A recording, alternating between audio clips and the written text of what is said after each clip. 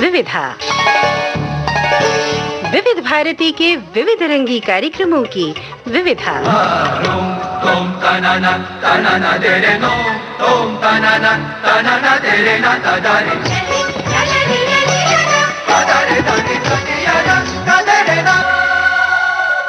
दोस्तों नमस्कार, मैं हूं आपका दोस्त यूनुस खान। विविधा के इस अंक में आप सभी का बहुत बहुत स्वागत है। हर बरस 27 मार्च को मनाया जाता है विश्व रंगमंच दिवस। सन 1961 में इंटरनेशनल थिएटर इंस्टीट्यूट ने इस दिन की स्थापना की थी। हर साल दुनिया भर में इस दिन राष्ट्रीय और अंतर्राष्ट्रीय थिएटर फेस्टिवल्स होते हैं और अंतर्राष्ट्रीय रंगमंच दिवस का एक संदेश होता है जो प्रसारित किया जाता है।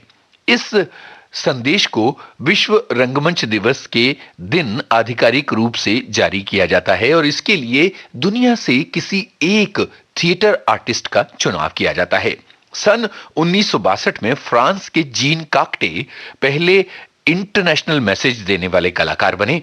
भारत के गिरीश कार्नाड को साल 2002 में ये उपलब्धि हासिल हुई थी और ये हमारे लिए बहुत सम्मान की बात थी। रंगमंच बहुत सारी कलाओं का संगम है। थिएटर दरअसल जिंदगी की ट्रेनिंग तो है ही, साथ ही एक बहुत बड़ी ट्रेनिंग है तमाम दूसरी कलाओं की।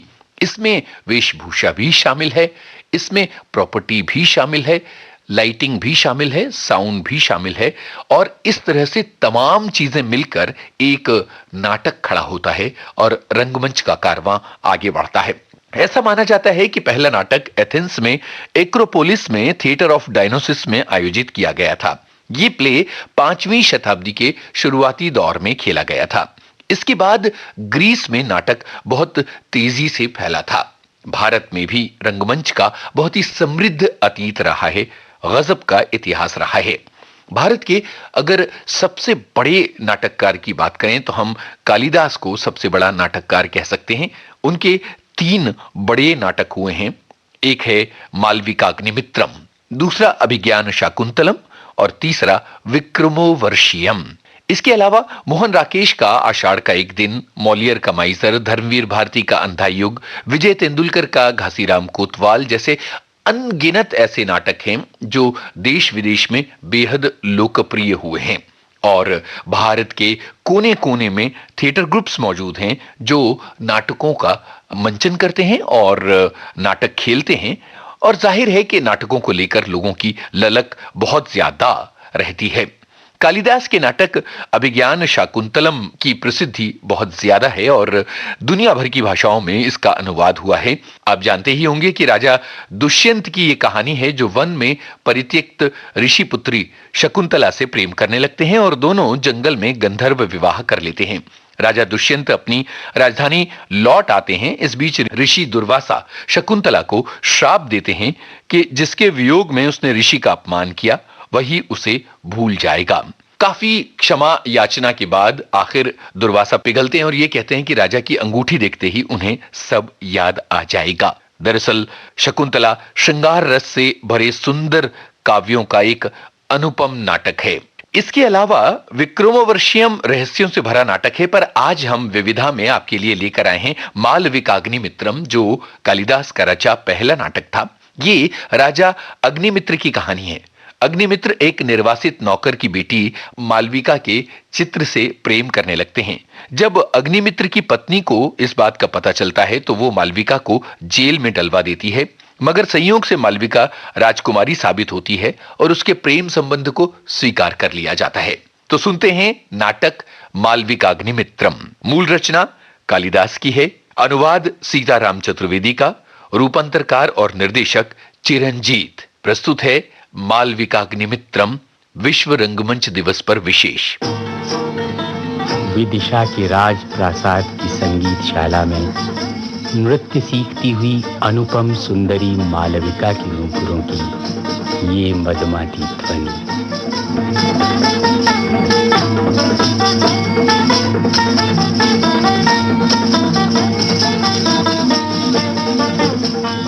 नववसंत की मादक बेला में शुंग वंशीय विदिशापति महाराज अग्निमित्र के प्रेम पीड़ित मन को ये ध्वनि तड़पा रही थी। अधीर और पागल बना रही थी। महाराज अग्निमित्र ने मालविका का अभी चित्र ही देखा था, साक्षात दर्शन नहीं किए थे, परंतु चित्र से ही उन्हें विश्वास हो गया था कि मालविका जैसी अनुपम सुंदरी न बड़ी रानी धारणी है, न छोटी रानी इरावती। पूछने पर पता चला कि वो लड़की महारानी धारणी की एक नई दासी मालविका है। उसे महारानी के भाई और राज्य के सीमावर्ती दुर्ग के रक्षक वीरसेन ने अपनी बहन की सेवा के लिए भेजा था।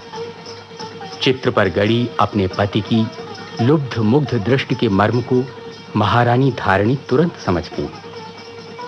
उसी दिन से उसने ऐसा कड़ा प्रबंध किया कि मालविका संगीतशाला में ही बंद रहे, ताकि वो महाराज अग्निमित्र की आंखों के सामने न जा सके। और उसी दिन से महाराज मालविका की एक झलक पाने को तरस रहे थे। मित्र गौतम, जिसका चित्र इतना सुंदर है, वो स्वयं कितनी सुंदर होगी। शीघ्र ही कोई ऐसा उपाय करो कि हम मालविका को अपनी आंखों से साक्षात देख सकें।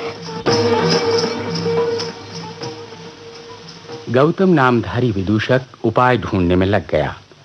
मालविका से मिलने को व्याकुल महाराज अग्निमित्र का मन राजकाज में भी नहीं लग रहा था।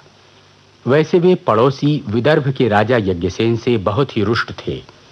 उससे उनका पुराना वैर था। अग्निमित्र ने उसके चचेरे भाई कुमार माधव सेन को अपने साथ मिला लिया था। तय पाया था कि माधव सेन की बहन का विवाह विदिशापति महाराज अग्निमित्र से होगा। इसी उद्देश्य से कुमार माधव सेन अपनी बहन को विदिशा ला रहा था कि विदर्भ राज यज्ञसेन ने रास्ते में ही उसे उसके परिवार सहित बंदी बना लिया। रुष्ट होकर अग्निमित्र ने जब यज्ञसेन से बंदियों को छोड़ने को कहा तो उसने बड़ी ही धृष्टता से उत्तर भेजा।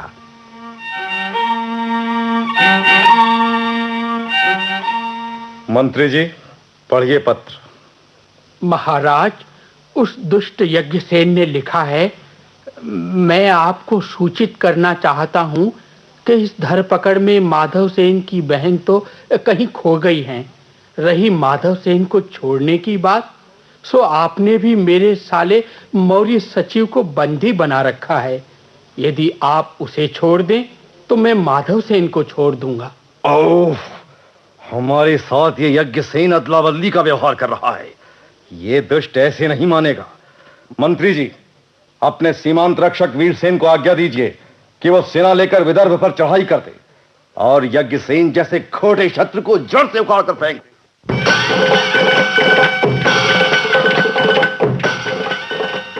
इधर विदिशापति अग्निमित्र की सेना ने विदर्भ पर चढ़ाई की, उधर अग्निमित्र के पिता और शुंग वंश के संस्थापक सेनापति पुष्यमित्र का दिग्विजय का प्रचंड अभियान चल रहा था। सेनापति पुष्यमित्र ने अपने जीवन काल में दूसरा अश्वमेध यज्ञ करने का संकल्प कर रखा था और इधर अग्निमित्र का ध्यान मालविका की ओर लगा था। उनके हृदय में संगीतशाला में नृत्य सीखती मालविका की चित्रांकित छवि बसी थी।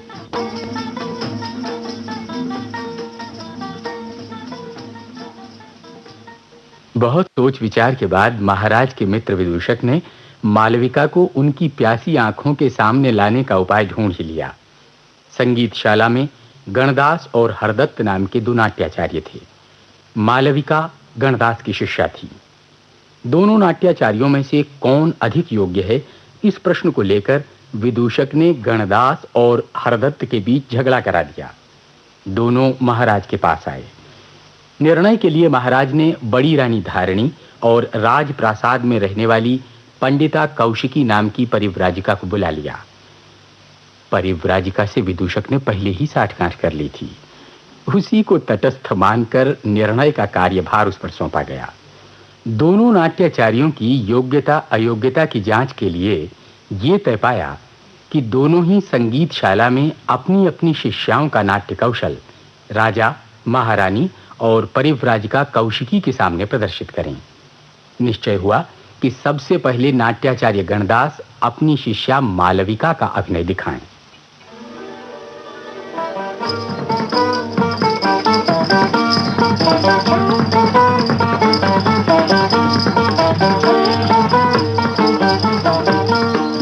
दुर्लभ प्रिय है हृदय, दुर्लभ प्रिय है हृदय, छोड़ दे तू मिलने की आशा।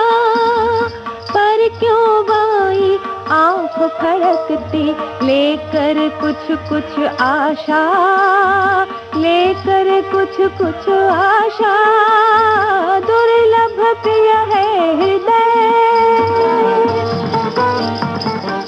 सुंदर, अति सुंदर। महाराज देखा?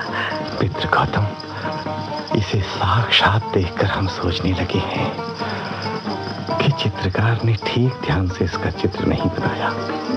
बहुत दिनों पर देख रही हूँ, पर कैसे अपनाऊं, पर कैसे अपनाऊं। नाथ विवश हूँ, पर अपनी ही समझो। मैं बलि जाऊं, बलि जाऊं, बलि जाऊं।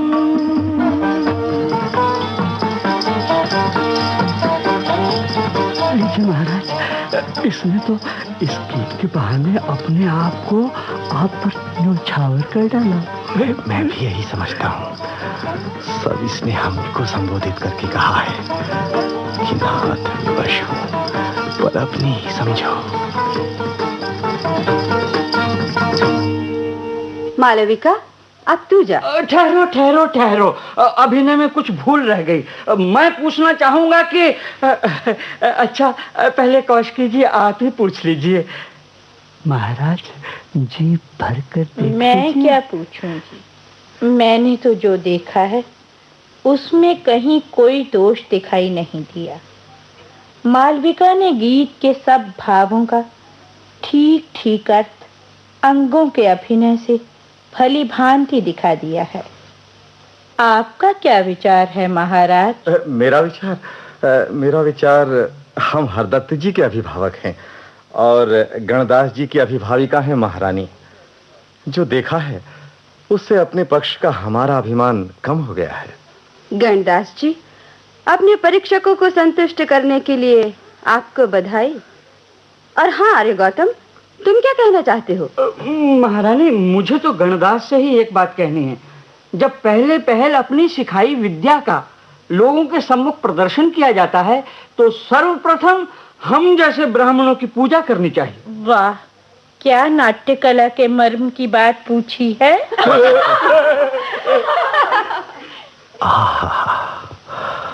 मालविका की ये मुस्कुराहट, हमें तो मनचाही वस्तु देखने को मिल गई। मालविका, जब भगवती कौशिकी ने तुम्हारे अभिनय को निर्दोष और सुंदर कह दिया तो लाओ मैं भी तुम्हें पुरस्कार स्वरूप महाराज का ये स्वर्ण कंगन देता हूँ। ठहरो गौतम, दूसरे पक्ष का अभिनय देखे बिना तुम पुरस्कार स्वरूप ये कंगन कैसे दे सकते हो? दूसरे का है यही समझ कर दे रहा हूँ। गणदास जी, आपकी ये शिष्य अपना अभिनय दिखा चुकी, अब इसे अपने साथ ले जाइए। जाओ मालविका। जो आज्ञा। लीजिए महाराज, जहाँ तक मेरी बुद्धि की सामर्थ्य थी मैंने आपका काम कर दिया। क्या कहते हो मित्र? उसके जाने से मुझे ऐसा लग रहा है मानो मेरी आंखों का भाग्य फूट गया हो, मेरे हृदय का उल्लास ठंडा पड़ गया हो, मेरे धैर्य का द्वार बंद हो गया हो। ओहो महाराज, आप तो निर्धन रोगी की तरह ये भी चाहते हैं कि वैद्य ही अपने पास ही औषधि भी दे। आर्यपुत्र, अब हरदत्त की शिष्या का भी अभिनय देख लिया जाए। जो देखना था सो देख लिया। क्यों नहीं, हम तो देखने को उतावले हो रहे हैं। तो हरदत्त जी, अब आप अपनी शिष्या को बुलाइए और हुआ दोपहरी का समय, देव बढ़ा है ताप, दीप्तिमान सूरज प्रखर दीप्तिमान जो आप। अरे अब तो हम लोगों के भोजन का समय हो गया। वैद्यों का कहना है कि समय पर भोजन ना करने से बड़ी हानि होती है। तो हरदत्त जी, आपके शिष्या का अभिनय हम कल ही देख पाएंगे। आप जाकर विश्राम कीजिए। ओह आर्यपुत्र, मैं भी जाकर आपके भोजन की व्यवस्था करती हूँ। महाराज, अब मुझे भी आज्ञा दीजिए। आपका कल्याण हो। महाराज, सुंदरता में ही नहीं, कला में भी मालविका अद्वितीय है। मित्र, सच पूछो तो विधाता ने सहज सुंदरी मालविका को ललित कला का ज्ञान क्या दिया। मानो इसके हाथों में कामदेव का विष बुझा बाण ही दे दिया हो। अब तुम हमारी कोई चिंता करो ना। हाँ, इस समय तो महाराज आप मेरी चिंता कीजिए। भूख के कारण मेरा पेट हलवा की कढ़ाई की तरह जल रहा है। मित्र, शीघ्र कोई ऐसा उपाय करो कि हम मालविका से मिल सकें। महाराज, कठिनाई तो ये है कि बादलों में छिपी चांदनी की तरह मालविका का दर्शन भी तो दूसरों के हाथ में है, और इधर आप हैं कि मांस विक्रेता की दुकान पर मंडराने वाले गिद्ध की तरह उस पर ललचाए हुए भी हैं और साथ ही डरते भी हैं। आपकी ये घबराहट। हमें घबराहट क्यों ना हो। वो तिरछी चितवन वाली हमारे हृदय में ऐसी बसी है कि रनिवास की तमाम रानियों से हमारा मन एकदम उचाट हो गया है। मित्र गौतम, सोचा कोई उपाय? उपाय हाँ, महारानी धारणी की दासी बकुला वलिका, उसी से सहायता लेनी होगी। हम उसे मालामाल कर देंगे। बकुला वलिका, समझ गई ना? यदि तुम महाराज का ये काम कर दो तो तुम्हें मालामाल कर देंगे। हाँ। अरे गौतम, महाराज से आप निवेदन कर दीजिएगा कि मुझे ये काम सौंपकर उन्होंने मुझ पर बड़ी कृपा की है, पर बेचारी मालविका को महारानी धारणी ने वैसे ही अपनी कड़ी निगरानी में रखा हुआ है, जैसे कोई सांप खजाने पर कुंडली मारे बैठा हो। फिर भी मैं जतन करूंगी। हाँ। अरे मालविका, तुम आ गई। दासी सेवा में उपस्थित है देवी। पाँव में क्या बहुत कष्ट है? इस दुष्ट गौतम के नटखटपन से मैं झूले से गिर पड़ी हूँ। दोनों पाँव में ऐसी चोट आई है कि मैं उठकर चल फिर भी नहीं सकती। उधर मुझे अपने प्यारे सुनहले अशोक वृक्ष की चिंता है। आज वसंतोत्सव है और उसमें अभी तक फूल नहीं आए। उसे किसी सुंदरी का पदाघात अपेक्षित है। यदि मैं स्वस्थ होती तो ये काम मैं स्वयं ही करती। अब मैं ये काम तुम्हें सौंपती हूँ। मेरा अहोभाग्य जो देवी ने मुझे इस योग्य समझा। तो तुम बकुला वलिका के साथ प्रमद बन जाओ। जो आज्ञा। यदि तुम्हारे पदाघात से मेरे सुनहले अशोक में 5 दिनों के अंदर अंदर फूल आ गए तो मैं तुम्हें मुंह मांगा पुरस्कार दूंगी।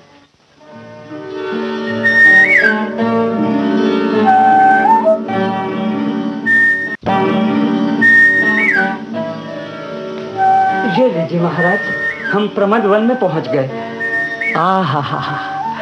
तनिक देखे तो महाराज, प्रमद वन की लक्ष्मी ने आपको लुभाने के लिए ही युवतियों के 16 श्रृंगार को भी मात करने वाला ये वसंत के फूलों का श्रृंगार किया है। हाँ, हम देख रहे हैं वसंत की अनुपम शोभा।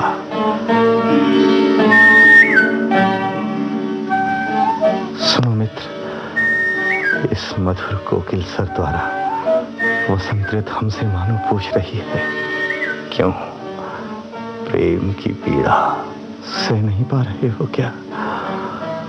ओह, ये प्रेम की पीड़ा। हे कामदेव, कहाँ तो एक और जी को ढारस देने वाला तुम्हारा कोमल फूलों का धनुष, और कहाँ ये हृदय को भी मथ डालने वाला प्रेम का रोग। ये ठीक ही कहा गया है कि जो जितने कोमल दिखाई देते हैं वे उतने ही कठोर होते हैं। महाराज, तनिक धीरे से काम लीजिए। आपका मनोरथ पूरा करने के लिए मैंने कुछ उपाय किया है। हमारा तो किसी काम में जी नहीं लग रहा। आज ये पहाड़ सा दिन कैसे बीतेगा। चलिए झूला गृह की ओर। झूला गृह की ओर? हाँ हाँ, अरे आप भूल गए, छोटी रानी इरावती ने अपनी दासी निपुणिका द्वारा आज क्या संदेश भेजा था। रानी इरावती ने कहलाया था कि वे वसंत आगमन के उपलक्ष्य में आज आपके साथ प्रमदवन के झूला गृह में झूला झूलना चाहती हैं, और आपने उनकी प्रार्थना मान ली थी। हाँ, मान तो ली थी, परंतु कैसी अचरज की बात है कि... क्या हुआ? उधर देखिए महाराज, उधर सीधे साधे वस्त्र पहने वृक्षों के बीच से कौन इधर चली आ रही है? क्या मालिका आ रही है? और क्या? तो समझो अब हमारे प्राण बच जाएंगे।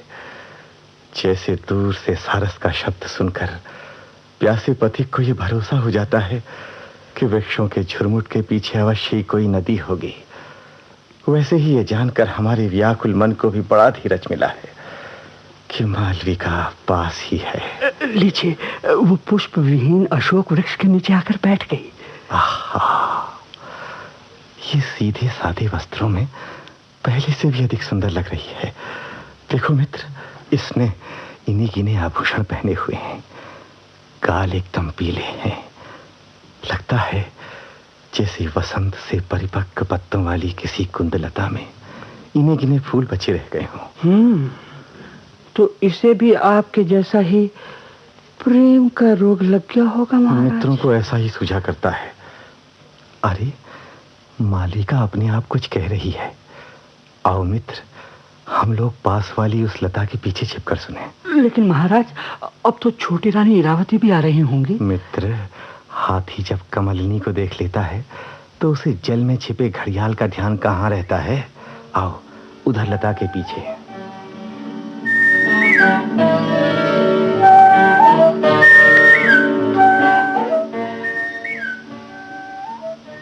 दुर्लभ प्रिय है हृदय, छोड़ते तू मिलने की आशा।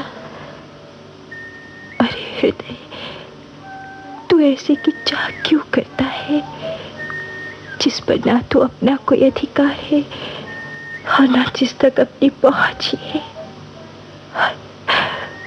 मुझे यूं सताकर तुझे क्या मिल रहा है?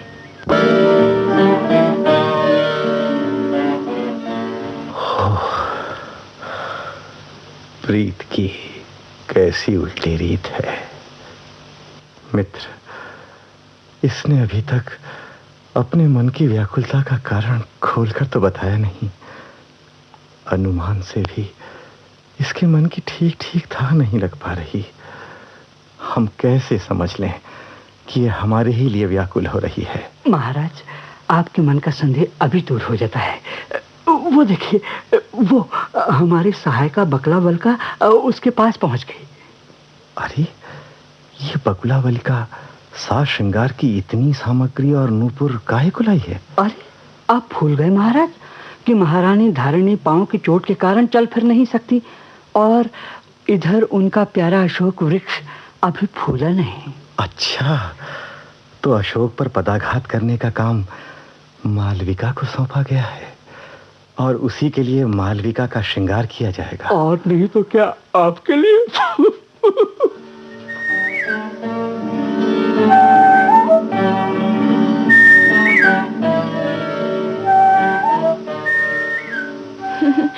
सखी मालविका, महारानी ने तुम्हें जो काम सौंपा है उसके लिए बस तुम ही योग्य थी। हाँ, लाओ अपना पैर इधर बढ़ाओ, मैं उसमें महावर लगाकर ये नूपुर पहना दूं।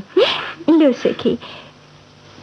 हृदय, ये सम्मान पाकर व्यर्थ भूल मत जाना। सखी, तुम्हें आज मेरे पैरों का श्रृंगार करना पड़ रहा है, इसके लिए क्षमा करना। वाह, तुम तो ऐसे कह रही हो जैसे कोई पराई हो। अरे तुम तो मुझे देह प्राण जैसी प्यारी हो। हाँ। मित्र गौतम, प्रिया के पैर में महावर की जो रेखा खींची है वो ऐसी दिखती है मानो महादेव के क्रोध से जले कामदेव रूपी वृक्ष में नई कोपलें फूट आई हो। और जैसे इसके चरण सुंदर है महाराज, वैसा ही इसे काम भी सौंपा गया है। ये ठीक कहा तुमने। इस सुंदरी के सुंदर सुकुमार चरण या तो फूलने की इच्छा करने वाले इस अनफूले अशोक पर पड़ने योग्य हैं, या प्रेम में अपराध करके सिर झुकाने वाले प्रेमी के सिर पर पड़ने योग्य हैं। तो समझ लीजिए महाराज, यदि आप भी अपराध करेंगे तो यही चरण आप पर भी पड़ेंगे। मन चाहा भविष्य बताने वाले ब्राह्मण देवता का आशीर्वाद सिर माथे। अरे निपुणिका, आर्यपुत्र तो यहाँ झूला गृह में कहीं दिखाई नहीं पड़ रहे। आर्य गौतम ने तो कहा था कि महाराज निश्चय यहाँ मिलेंगे। देवी, ध्यान से देखिए, आपसे परिहास करने के विचार से महाराज यहीं कहीं छिपे बैठे होंगे। आइए उन्हें ढूंढे। अरे मदिरा कुछ इतनी चढ़ गई है कि आर्यपुत्र को देखने की अकुलाहट होने पर भी पैर आगे नहीं बढ़ रहे। तो आइए हम लोग उधर अशोक के तले प्रेंगु लता मंडप में बैठे। अच्छा चल। अरे ये क्या स्वामिनी? क्या क्या हुआ रे निपुणिका? हम चली थी आम की कोपल ढूंढने और काट लिया चींटियों ने। अरे क्या कह रही है? देवी, तनिक उधर देखिए, उधर। वहां अशोक की छाया में महारानी धारिणी की दासी बकुलावलिका मालविका के पैर रंग रही है। मालविका तो इधर आ नहीं सकती। आज इसे किसने इधर आने दिया? मैं समझती हूँ कि पांव की चोट के कारण महारानी धारिणी तो आ नहीं सकती थी, इसलिए उन्होंने स्वयं ही अनफूले अशोक पर पदाघात करने का काम मालविका को सौंप दिया होगा। नहीं तो महारानी क्या कभी अपने नूपुर उतारकर इन दासियों को दे सकती थी? हाँ, हो सकता है, परंतु मैं सोचती हूँ कि तो क्या महाराज को अब ढूंढिएगा नहीं? पता नहीं क्यों मेरे पांव आगे नहीं बढ़ रहे। आ, यहाँ आड़ में हो जाए। कुछ संदेह सा हो गया है। संदेह का निराकरण तो होना ही चाहिए। मालविका का ये साज श्रृंगार, इन्हीं बातों से तो मेरा जी जल जाता है।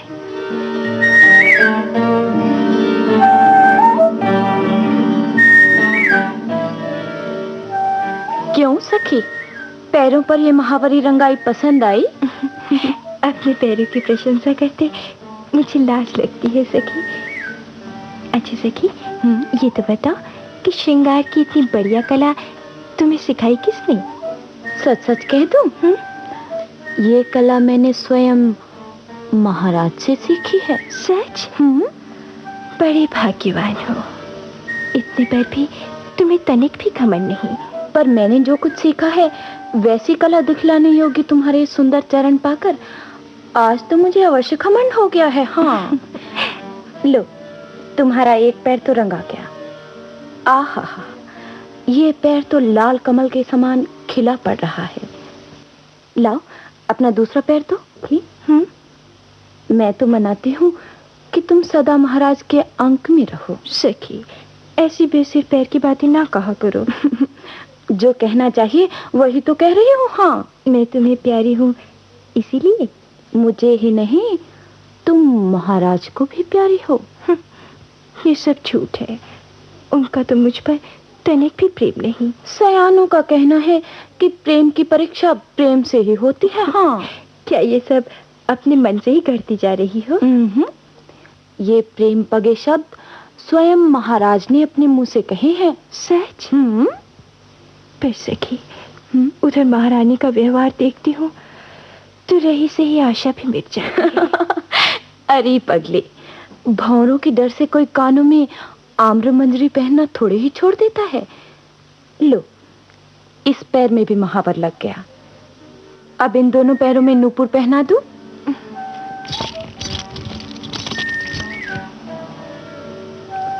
लो, अब उठकर इस अनफूले अशोक की इच्छा पूरी करो। अरे क्या सोच रही हो? सखी, यदि कभी मुझ पर कोई विपत्ति आए तो मेरा साथ ना छोड़ देना। अरे मेरा तो नाम ही बकुलावलिका है। मैं तो जितनी ही अधिक मसली जाऊंगी उतनी ही अधिक सुगंध दूंगी। वाह बकुलावलिका, वाह! मित्र, बकुला वलिका ने बड़ी चतुराई से मालविका के मन की था लेकर हमारा प्रेम प्रस्ताव प्रस्तुत किया और उसके नाना करने पर भी उसे एकदम पक्का कर लिया। आज हमें विश्वास हो गया कि प्रेमियों के प्राण सचमुच ही दूतियों की मुट्ठी में रहते हैं। महाराज, उधर देखिए, मालविका ने अशोक के कोमल पत्तों का गुच्छा कानों में लटका लिया और अब अपने बाएं सुंदर सजीले पांव से ये किया उसने अशोक पर प्रहार। यदि इन चरणों की पूजा पाकर भी अशोक न फूला तो दोष इनके चरणों का नहीं, ये अशोक ही निकम्मा समझा जाएगा। मित्र, हम लोगों को किसी बहाने उनके पास चलना चाहिए। तो आइए महाराज, मैं कुछ खेल खेलता हूँ।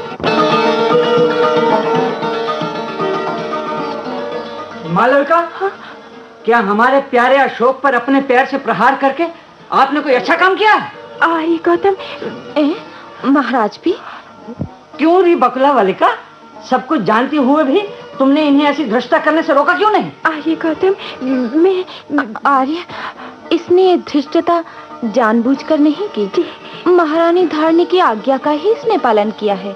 फिर भी हम दोनों महाराज के चरणों में गिरकर क्षमा याचना करती हैं। अच्छा, तो कोई बात नहीं।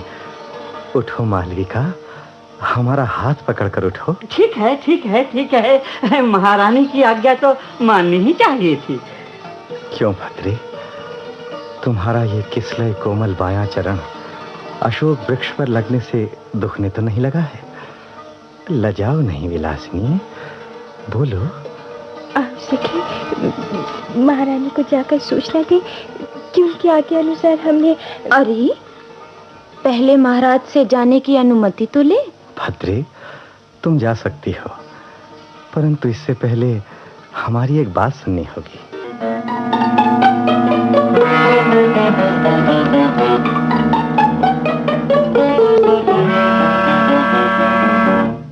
महाराज, अनर्थ हो गया, अनर्थ हो गया महाराज। क्या हुआ? महारानी धारिणी ने मालविका और बकुला वलिका के पैरों में बेड़ियां डलवाकर दोनों को नीचे के भंडार वाली काल कोठरी में बंद कर दिया महाराज। ओह, ये सब हमारे प्रेम की बात जानकर ही किया गया होगा।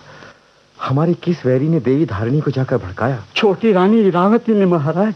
लगता है इरावती हमसे बहुत रुष्ट हो गई है। महारानी धारिणी की पांव की चोट अभी ठीक नहीं हुई है ना महाराज, तो परिव्राज का कौशिकी उनके पास बैठी थी।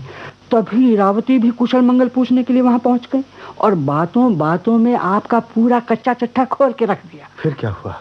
अब क्या होना था महाराज, मालविका और बकुला वलिका को बंदी बनाकर नाग कन्याओं के समान ऐसे पाताल में भेज दिया जहां सूर्य की किरणें भी नहीं पहुंच पाती महाराज।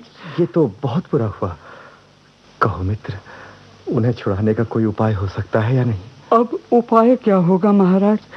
निचले भंडार की पहरेदार को महारानी धारिणी ने कह दिया है कि उन दोनों अभागिनों को बिना उनकी अंगूठी देखे कभी ना छोड़े।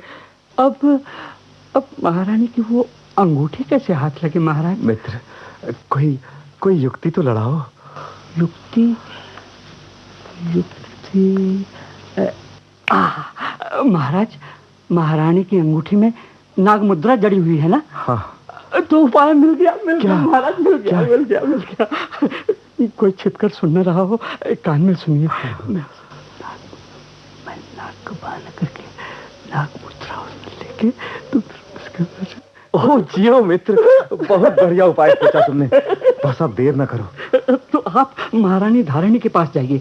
वे इस समय पवन गृह में दासियों से घिरी पलंग पर बैठी परिव्राजका से कथा सुनकर मन बहला रही हैं। तो हमारे लिए वहां जाने का ये अच्छा अवसर है। इस प्रतिहारी जयसेन को सब समझा दो। अभी समझाई देता हूँ महाराज, आप वहां पहुंचिए। जयसेन, इधर आओ। कहिए आर्य गौतम। कान में सुनो। जय हो, हरे पुत्र की जय हो। विराजिए। आपकी विजय हो देव। प्रणाम भगवती। कहो देवी, पांव की पीड़ा कुछ कम हुई? आज तो कुछ कम है देव। अरे, श्यारी गौतम घबराया हुआ इधर चला रहा है। हाथ का अंगूठा इसने जनेऊ से क्यों बांध रखा है? महाराज मर गया। मुझे बताइए महाराज, मुझे सांप ने काट लिया महाराज। ओह, ये तो बहुत बुरा हुआ। प्रतिहारी, भागकर वैद्य ध्रुव सिद्धि को बुला लाओ। जैसी देव की आज्ञा। मित्र गौतम, कहाँ घूम रहे थे तुम जो सांप ने? महाराज, मैं देवी का कुशल मंगल पूछने के लिए आने लगा तो सोचा भेंट के लिए 2-4 फूल ही लेता चलूं। मैं प्रमदवन चला गया, वहाँ फूल तोड़ने के लिए दाहिना हाथ बढ़ाया ही था कि कालसरी के सांप ने मुझे डस लिया। महाराज, ये देखिए अंगूठे पर उसके दांतों के चिन्ह। हाय हाय, मेरे ही कारण बेचारे ब्राह्मण के प्राण संकट में पड़े हैं। अरे बापरे, काल ने मुझे दबोच लिया। घबराओ मत, हो सकता है कि सांप विषैला न हो। मेरा तो नंगा करता जा रहा है, सारे शरीर में फैलता जा रहा है। हाय, इसकी तो दशा बिगड़ती जा रही है। अरे कोई संभालो इस दीन ब्राह्मण को। अरे गौतम, तनिक संभलिए, धीरज से काम लीजिए। महाराज, मैं आपका पाल सका हूँ, सिनाते मेरे बाद मेरी निपुती माँ की देखभाल कीजिएगा। ये क्या कह रहे हो मित्र? अभी वैद्य आकर तुम्हें अच्छा कर देगा। महाराज, वैद्य जी ने कहा है कि आज गौतम का उपचार उनके चिकित्सालय में ही हो सकेगा। इन्हें वहां ले जाना होगा महाराज। तो संभाल कर इन्हें वहां ले जाओ। देव की कैसी आज्ञा। देव, कौन जाने मैं जीव या मरूं, सेवा करते हुए मुझसे जो कुछ भूल चूक हुई हो वो क्षमा कीजिएगा। नहीं आर्य गौतम, भगवान करे तुम बहुत दिन जियो। याद आया महाराज, वैद्य जी ने कहा है कि जलखत विधान द्वारा किसी ऐसी वस्तु से इनका विष उतारा जाएगा जिसमें नाग मुद्रा जड़ी हुई हो। क्या कोई ऐसी वस्तु मिल सकती है? मेरी इस अंगूठी में नाग मुद्रा जड़ी हुई है, ये ले जाओ, काम हो जाने पर मुझे लौटा देना। देवी की जैसे आज्ञा। आइए गौतम, जैसे ये अंगूठी मुझे दो। कुछ देर बाद मंत्री जी का बहाना करके महाराज को बाहर बुला लाना और फिर यथाशीघ्र उन्हें गुप्त मार्ग से प्रमदवन में पहुंचा देना, समझे?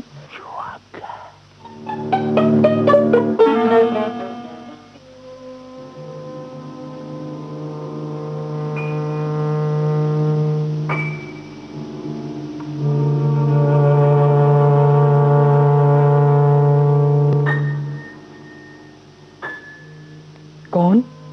आर्य गौतम, आज आप निचले भंडार में कैसे आए? ये देखो महारानी की अंगूठी। अंगूठी तो उन्हीं की है। तो तुरंत मालविका और बकला वल्का को अपनी उस काल कोठरी से मुक्त करो। ओह, यहाँ कितना अंधेरा है। काल कोठरी में तो और भी। अभी मशाल जलाती हूँ और उन दोनों को बंधन मुक्त करती हूँ। परंतु मैं सोच रही हूँ, इतने सेवकों के रहते देवी ने आप ही को क्यों भेजा? देवी ने क्यों भेजा? अरे तो तुम्हें नहीं मालूम? ज्योतिषियों ने कहा है कि आजकल महाराज के ग्रह कुछ बिगड़े हुए हैं, इसलिए तमाम बंदियों को मुक्त कर दिया जाए। देवी ने तुरंत मुझे बुलाया। और ठीक है, मैं उन दोनों को अभी छोड़ देती हूँ।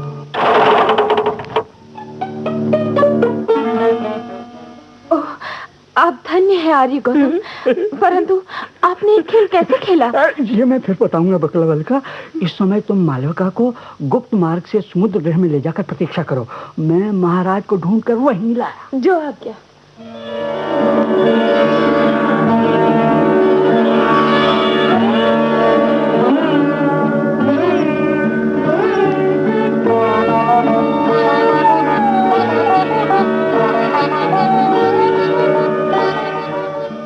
सखी मालविका, महाराज को प्रणाम करो। आपको प्रणाम। अरे, ये तो समुद्र गृह में लगा हुआ महाराज का चित्र है। अच्छा सखी, तुम भी मुझे बना रही हो? बनाना कैसा, इस चित्र में महाराज ही तो है। हाँ?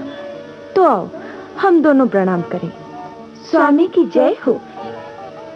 सखी, उस दिन हड़बड़ी में मैं महाराज को अच्छी तरह देख भी नहीं पाई थी। आज इस चित्र में जी भर कर महाराज का रूप देखकर भी मैं आँखा नहीं रही हूँ। क्यों सखी, चित्र में ये कौन स्त्री है जिसकी ओर महाराज मुंह घुमाकर बड़ी प्रेम भरी चितवन से देख रहे हैं? ये छोटी रानी इरावती है। ओह सखी, महाराज का प्रेम सब रानियों पर एक से नहीं जान पड़ता। देखो ना, सबकी ओर से ध्यान हटाकर वे केवल देवी इरावती का ही मुख निहार रहे हैं।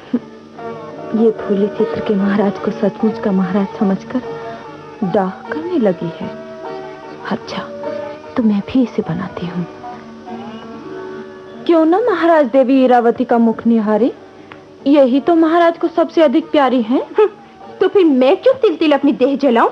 हे कमल नयनी, स्वामी की जय हो। प्रिय, चित्र में चित्रकार द्वारा अंकित हमारी मुख मुद्रा को देखकर तुम क्यों रूठ गई? तुम्हारा ये अनन्य दास तो तुम्हारे सामने खड़ा है। तो क्या मैं सचमुच चित्र में चित्रित स्वामी से रूठ गई थी? स्वामी की जय हो। प्रिय, अरे आप कहते कहते चुप क्यों हो गए महाराज? मित्र, क्या बताऊं, इन पर भरोसा नहीं हो रहा। हमारी आंखों में बसी हैं, परंतु देखते देखते ओझल हो जाती हैं। हमारी सखी, तुमने महाराज को बहुत झकाया है। अब कुछ ऐसा जतन करो कि तुम पर भरोसा करने लगे। सखी, मुझ अभागी की तो महाराज से स्वप्न में भी कभी भेंट नहीं हुई। महाराज, इसका उत्तर तो आप ही दे सकते हैं। उत्तर क्या दें बकुलावली का? हम तुम्हारी सखी से अपनी कोई सेवा नहीं कराना चाहते। हम तो एकांत में प्रेम की अग्नि को साक्षी बनाकर इनकी सेवा के लिए अपने को समर्पित किए दे रहे हैं।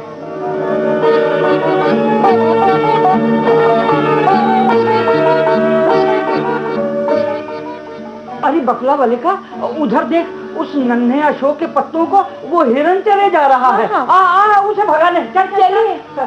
महाराज घबराइए नहीं, मैं इस समुद्र गृह के द्वार पर हूँ।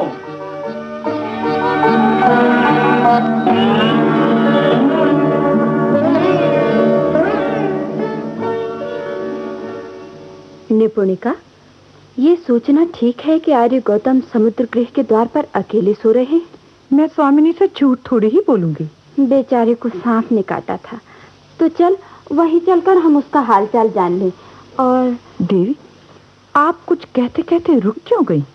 उस समुद्र गृह में महाराज का एक चित्र है ना, वहां चलकर चित्र में अंकित महाराज को भी मना लिया जाए। चित्र की बजाय आप स्वयं महाराज को ही जाकर क्यों नहीं मना लेती?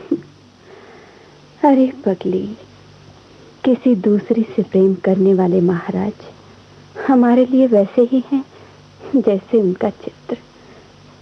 मुझे दुख है कि उस दिन उन्होंने मुझे इतना मनाया, पर मैं रूठी ही रही। आ चले समुद्र गृह की ओर।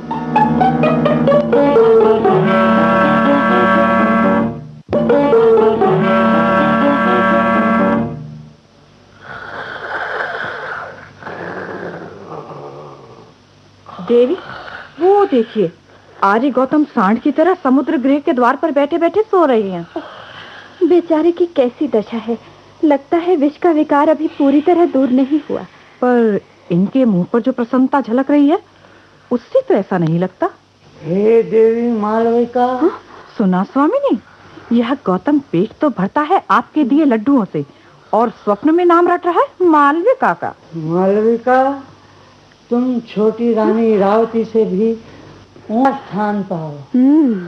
ये कृतघ्न बामन। ठहरिए, आइए हम दोनों उस खंबे की गुट में छिप जाएं। अब यहाँ से मैं इस डरपोक बामन पर ये सांप जैसी टेढ़ी लकड़ी फेंकती हूँ। ये महाराज बताइए, महाराज बताइए, मुझ पर सांप आ गया महाराज। डरो मत मित्र, मैं आ रहा हूँ। महाराज रुकिए, उधर न जाइए। अच्छा, तो ये बात है समुद्र गृह में महाराज और मालविका। अरे ये तो लकड़ी है। मैं समझा था कि केतकी के कांटों से सांप के दांतों के झूठ मूठ चिन्ह बनाकर मैंने सांप पर जो कलंक लगाया था, उसी से मुझे दंड देने के लिए सचमुच का सांप आ गया। मैं बेकार ही डरा। मैं कहाँ है सांप? महाराज आगे न जाइए, वहाँ एक कुटिल सांप छिपा बैठा है। महाराज रुकिए। कहिए, दिन में मिलने वाले इस प्रेमी युगल के मन की साथ पूरी हो गई। कौन देवी इरावती? सखी बकुलावली का, ये कैसा है? बकुलावली का, तुझे बधाई है। दूती के रूप में तूने इन दोनों को मिलाने का जो संकल्प किया था वो आज पूरा हो गया। परंतु मैं पूछती हूँ, तुम दोनों को बंदी गृह से छुड़ाया किसने? निपुणिका, भागकर महारानी धारिणी के पास जा और पूछ के ये सब हुआ कैसे? जो आ गया। ओह, ये तो सब गड़बड़ घोटाला हो गया। पिंजरे से छूटा हुआ कबूतर के सामने आके रहा। इन दोनों को हमने ही बंदी गृह से छुड़वाया है। उत्सव के दिन अपने सेवकों को बंदी बनाना उचित नहीं है ना? देवी, क्या बात है निपुणिका, तू लौट आई? रास्ते में मुझे निचले भंडार की पहरेदार मिल गई। उसने बताया, आइए इधर कान में सुनिए। सखी बकुलावली का, मुझे तो बहुत डर लगता है, पता नहीं क्या होने वाला है। अच्छा, तो ये सब इस बामन की करतूत है? क्यों प्रेम नीति के मंत्री महोदय? देवी, यदि मैं नीति का ज्ञाता होता तो क्या मैं महाराज को ऐसे फंसने देता? मैं सब समझती हूँ। मैं अभी महारानी धारिणी के पास जाती हूँ।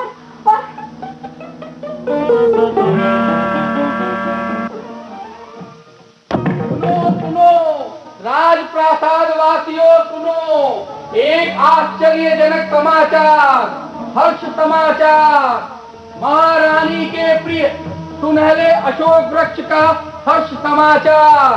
उसका दोहद पूरा हुए 5 रातें भी नहीं बीती कि उसमें फूल आ गए।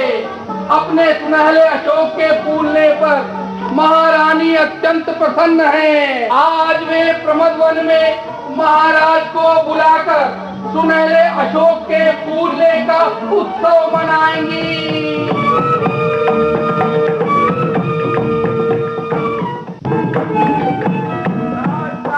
वासियों सुनो सुनो, एक और हर्ष समाचार। वीरसेन के सेनापतित्व में महाराज की विजयनी सेना ने विदर्भ पर विजय पाली। विदर्भ राज के चचेरे भाई और महाराज के मित्र माधवसेन मुक्त हो गए। माधवसेन ने भेंट स्वरूप महाराज को बहुत से अनमोल रत्न, हाथी, घोड़े और उच्च कोटि के कलाकार सेवक भेजे हैं। विदिशापति विदर्भ विजेता महाराज अग्निमित्र की जय। लक्ष्मी हरि विदर्भ की ऐसे विदिशा नाथ, जैसे रुक्मणी हरण था किया द्वारिका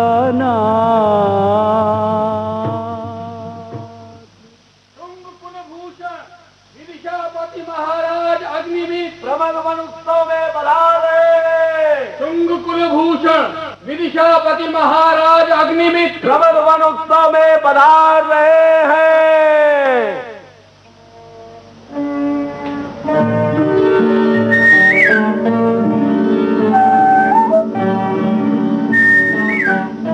जय हो विदर्भ विजेता आर्यपुत्र की जय हो। देवी, सुनहले अशोक के फूलने पर आपको भी बधाई। विराजिए देव। विदर्भ विजेता महाराज की जय हो। प्रणाम भगवती। आपके मन की साथ पूरी हो।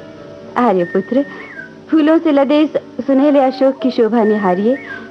आपके लिए अशोक का एक ऐसा प्रेम गृह बना दिया है। देवी के हाथों अशोक का ऐसा आदर होना ही चाहिए, क्योंकि ये वसंत लक्ष्मी के कहने पर नहीं, देवी के प्रयत्न से फूल उठा है।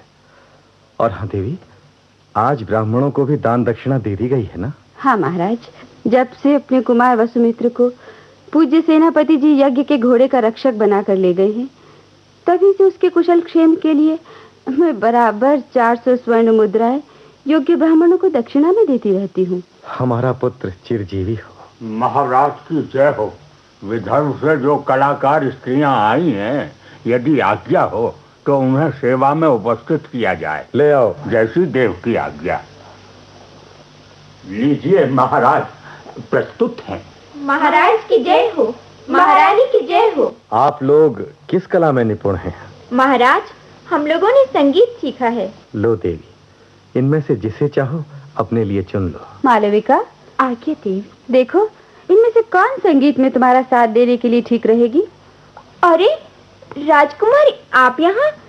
जय हो। राजकुमारी की जय हो। अरे मालविका, राजकुमारी। मालविका राजकुमारी? हाँ महाराज, ये हमारी राजकुमारी हैं। कैसे? सुनिए महाराज, आपकी सेना ने विदर्भ के राजा को परास्त करके जिन कुमार माधव सेन को बंदी गृह से छुड़ाया है, ये उन्हीं की छोटी बहन मालविका जी हैं। ओह, तो क्या मालविका राजकुमारी है? इसे मैंने दासी बनाया। ओह, चंदन से खड़ाऊं का काम लेकर मैंने कितना बड़ा पाप किया है। भद्रे, बताइए, ये इस रूप में यहाँ कैसे आई? मैं निवेदन करती हूँ महाराज, कुमार माधव सेन हम सब लोगों के साथ राजकुमारी जी को लेकर विदिशा आ रहे थे। उनके मंत्री आर्य सुमति जी भी साथ में थे। रास्ते में कुमार माधव सेन को उनके चचेरे भाई विदर्भराज ने पकड़कर बंदी बना लिया।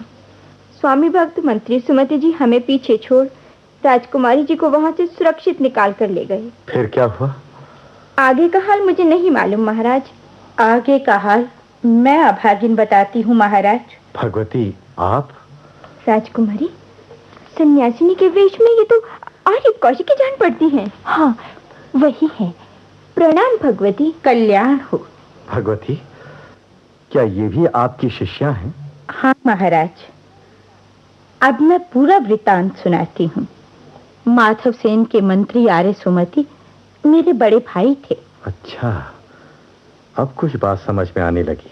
माधव सेन ने आपसे अपनी बहन मालविका के विवाह की बात पक्की कर ली थी। जब माधव सेन बंदी बना लिए गए तो मेरे भाई सुमति ने उनका विवाह का संकल्प पूरा करने का बीड़ा उठाया। व्यापारियों का एक दल विदिशा की ओर आ रहा था। मुझे और राजकुमारी मालविका को लेकर मेरे भाई उसी दल के साथ हो लिए। चलता चलता वो दल एक ऐसे मार्ग पर पहुंचा जो जंगल से होकर जाता था।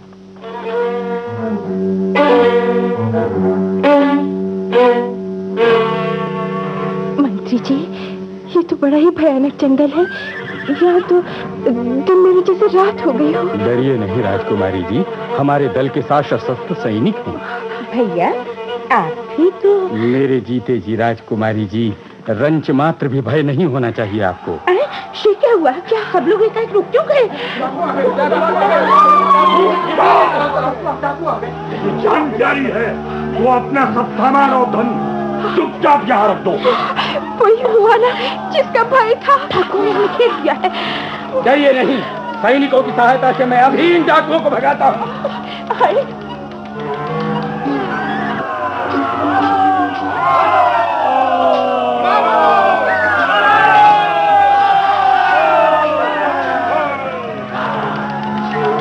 हमारे सैनिक एक एक करके घायल हो रहे हैं, सब मर रहे हैं, भागे जा रहे हैं। अरे भैया लहूलुहान होकर इधर आ रहे हैं। अरे डाकुओं ने भैया को अकेले ही खेल लिया है। मंत्री जी लड़ते लड़ते गिर पड़े। हम असहाय रह गए।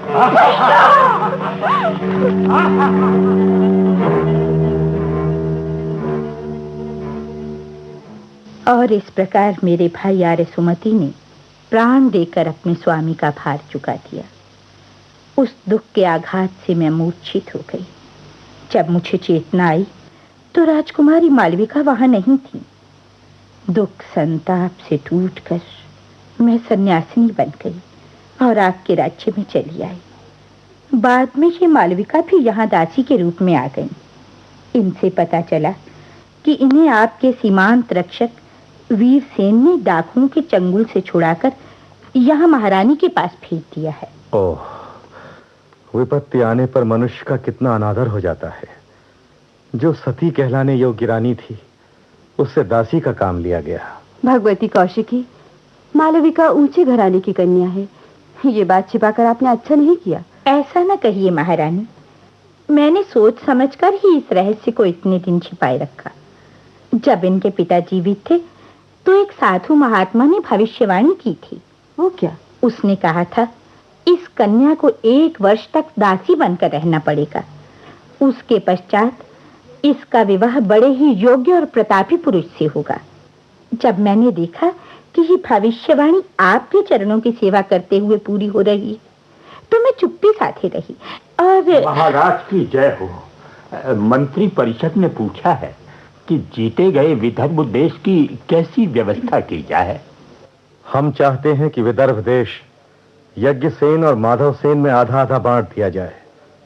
दोनों भाई अलग अलग वैसे ही सुख से राज करें जैसे सूर्य और चंद्रमा रात और दिन को आपस में बांटकर अलग अलग चमकते हैं। जाओ, मंत्रिपरिषद को हमारी ये इच्छा बता दो। जो महाराज की इच्छा।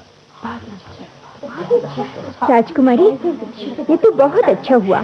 आपके भाई राजकुमार को महाराज ने आधी रात्रि का शासक बना दिया है। उनके प्राण बच गए, यही बहुत है। महाराज की जय हो।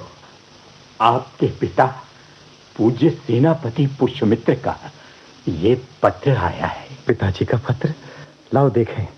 ओह, मेरा जी भी इसे सुनने को छटपटा रहा है। मेरे बेटे वसुमित्र का भी इसमें समाचार होगा। पूज्य सेनापति जी ने उसे यज्ञ के अश्व का रक्षक बनाकर बड़ा ही संकटपूर्ण कार्य सौंप रखा है। महाराज, पढ़िए ना ये पत्र। पिताजी हमें लिखते हैं, अश्वमेध यज्ञ का संकल्प करके हमने जो घोड़ा 100 राजपुत्रों सहित कुमार वसुमित्र के संरक्षण में 1 वर्ष की अवधि बांधकर मुक्त छोड़ा था, वो सिंधु नदी के दक्षिण तट पर पहुंचकर चल रहा था। उसे यवनु ने पकड़ लिया। फलतः हमारी और शत्रु सेना में घोर युद्ध हुआ। ओह, फिर क्या हुआ? फिर वीर वसुमित्र ने शत्रु सेना को परास्त करके हमारा घोड़ा छुड़ा लिया। जैसे पौत्र अंशुमान द्वारा छुड़ाकर लाए गए अश्व से राजा सगर ने यज्ञ किया था, वैसे ही अब हम अपने पौत्र द्वारा वापस लाए गए अश्व से यज्ञ कर रहे हैं। अतएव तुम प्रसन्न चित्त हो बहुओं के साथ यज्ञ देखने के लिए तुरंत चले आओ। पिताजी की बड़ी कृपा है जो हमें बुलाया। महाराज, महारानी, पुत्र की विजय के लिए आप दोनों को बधाई। देवी, अब तक आप वीर पत्नियों की ही सिरमौर थी। आज से आपको वीर माता होने का भी गौरव मिला। भगवती, मुझे तो प्रसन्नता है कि मेरा पुत्र पिता के समान ही पराक्रमी निकला। आज हम बहुत प्रसन्न हैं। मौदगल, जाओ, यज्ञसेन के साले समेत सभी बंदियों को मुक्त कर दो। जयसेन, आज्ञा देवी। रनिवास की सभी रानियों को हमारे पुत्र की विजय का समाचार दो। और हाँ, देवी इरावती से निवेदन कर देना कि अशोक के फूलने पर मालविका को मुंह मांगा पुरस्कार देने का मैंने वचन दिया था। मैं वो वचन पूरा करना चाहती हूँ।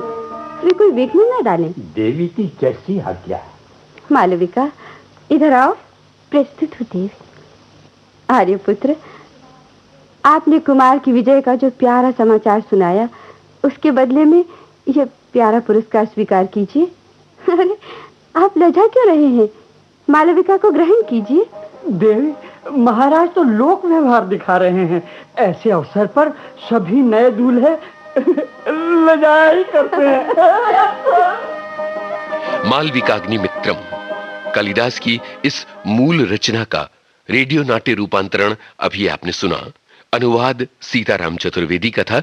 रूपांतरकार और निर्देशक थे चिरंजीत। विविधा में विश्व रंगमंच दिवस पर यह हमारी विशेष प्रस्तुति थी। आशा है आपको ये कार्यक्रम पसंद आया होगा।